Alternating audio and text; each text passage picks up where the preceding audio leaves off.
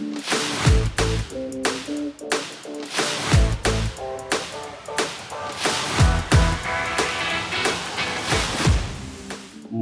देउमान सम्बाहाङके अनामनगर काठमाडौँ बस्छु।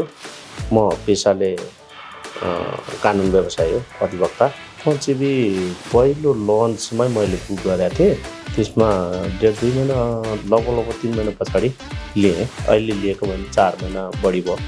सेफ्टी मलाई पनि राम्रै लागेको छ। फेरि मैले चाहिँ यो टाटा पल्सको चाहिँ 3वटा भेरिएन्टमा टप भेरिएन्ट नै मैले लिएकोले होला। र अर्को कुरो के पनि हो भने त्यसको चाहिँ एयर ब्याग, त्यसको चाहिँ अब फिचर्स अनि लुक्स समेत पनि मलाई राम्रो लागेको छ। र अन्य साथीभाइहरूले पनि राम्रो र ग्राउन्ड क्लियरेन्स राम्रो भएको गाडी रहेछ भन्ने कुरा चाहिँ साथीहरूले पनि भन्नुहुन्छ।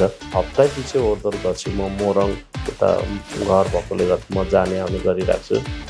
र चाहिँ यात्राको क्रममा पश्चिमतिर पनि पन्स इभी गाडी लिएर हिँडेको छु। इभी पन्स गाडी काठमाडौँमा त सहज यति मात्र होइन, बाहिर समेत पनि सहज ढङ्गले यात्रा गर्न सकिन्छ। तुलनात्मक रूपमा हेर्ने भने अन्य गाडीहरूभन्दा यसलाई चाहिँ बढी मानिसहरूले मन पराएको देखिन्छ।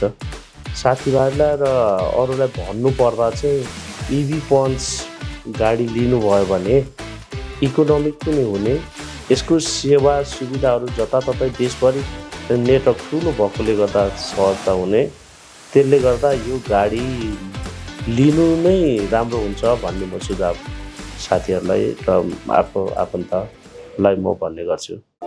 Tata.tv